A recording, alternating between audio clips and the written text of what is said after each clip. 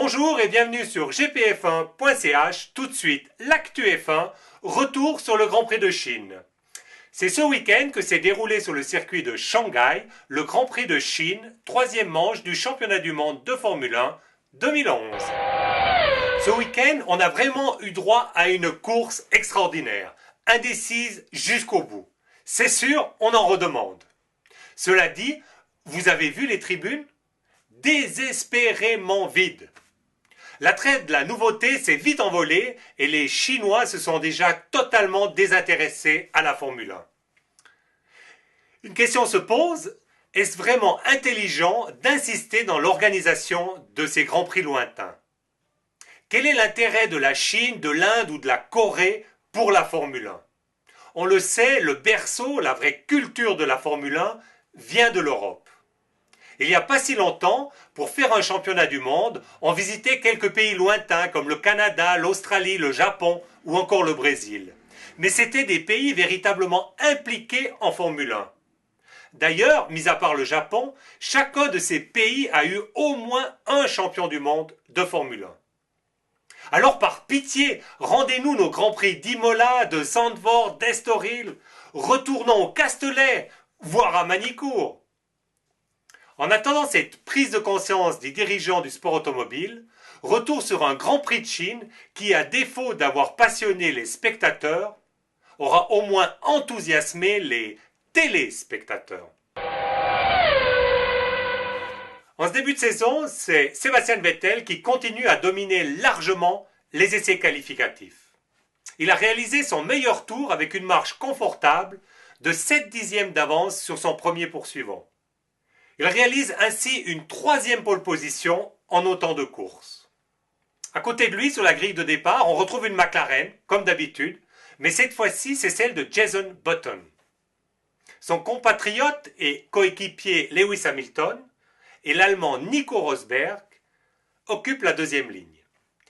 Hamilton sacrifiant un peu ses essais qualificatifs en ne montant pas de pneus tendres durant la Q3, préférant les préserver pour la course. L'avenir lui donnera entièrement raison. Un peu plus en retrait, les pilotes Ferrari, Alonso et Massa occupent la troisième ligne. Grand perdant de ces essais qualificatifs, Mark Webber, qui n'a pas pu faire mieux que la 18e place. Incroyable! Comment a-t-il pu être éliminé dès la Q1 avec la meilleure voiture du plateau ? Même avec l'excuse d'une monte en pneus durs et l'inutilisation du KERS, à mon avis, c'est impardonnable. Le patron de Red Bull, Christian Horner, a cependant reconnu que son écurie avait également une part de responsabilité.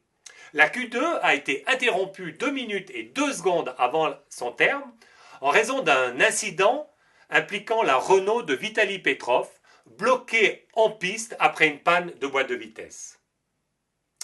Cet incident a provoqué une belle pagaille, car tout le monde a voulu tenter de refaire un tour qualificatif et tous ces pilotes se sont bousculés dès la mise du feu vert.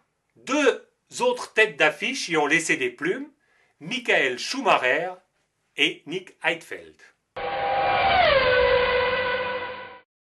À l'extinction des feux, Vettel manque légèrement son départ et c'est les 2 McLaren qui prennent le commandement. S'ensuit une course très animée avec plusieurs changements de leader, des dépassements en pagaille, du tout grand spectacle. La gestion des pneus sera la clé du succès et on a vu, pour Lewis Hamilton, ça a commencé dès les essais qualificatifs. On va trouver un Lewis Hamilton particulièrement volontaire qui voulait absolument casser la spirale gagnante de Sébastien Vettel. Il y parviendra grâce à une stratégie agressive à 3 arrêts contre seulement 2 pour Vettel. Il affirmera après la course que c'est probablement sa plus belle victoire.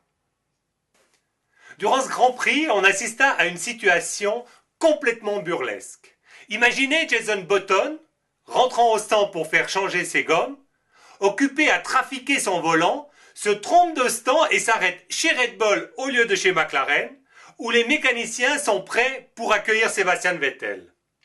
Ce dernier, qui le suit de quelques secondes, croit rêver lorsqu'il arrive à son tour et comprend que c'est Jenson Button qui occupe sa place.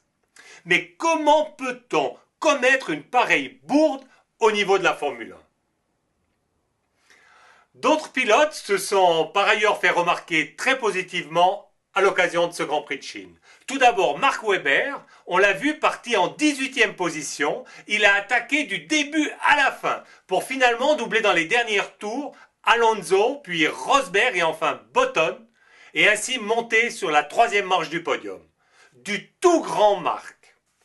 Autre performance remarquable, celle de Nico Rosberg, qui ne s'est pas contenté de dominer une nouvelle fois son illustre coéquipier, mais qui a pointé le museau de sa McLaren en tête de la course, à la régulière et avec suffisamment d'avance pour entrevoir l'espoir d'une première victoire en Formule 1.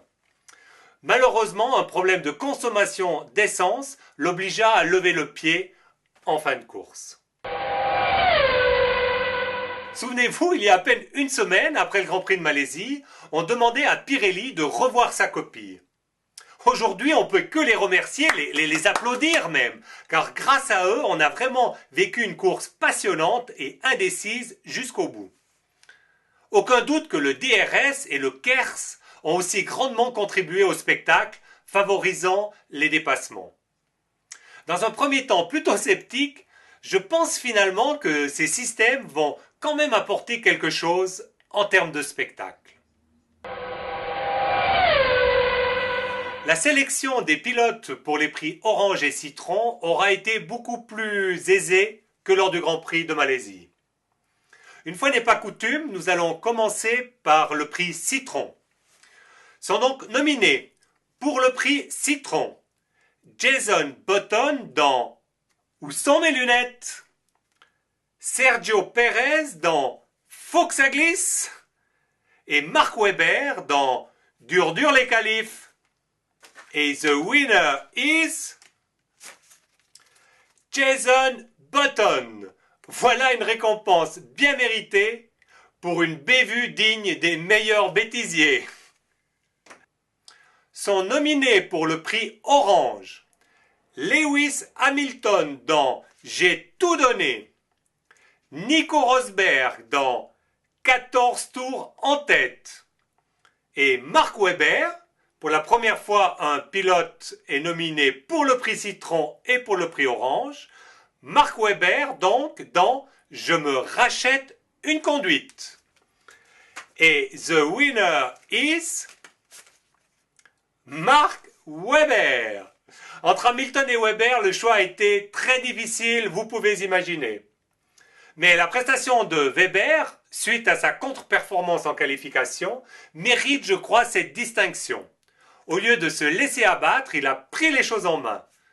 Bravo! Saviez-vous qu'à l'occasion de ce Grand Prix de Chine, un nouveau record a été établi?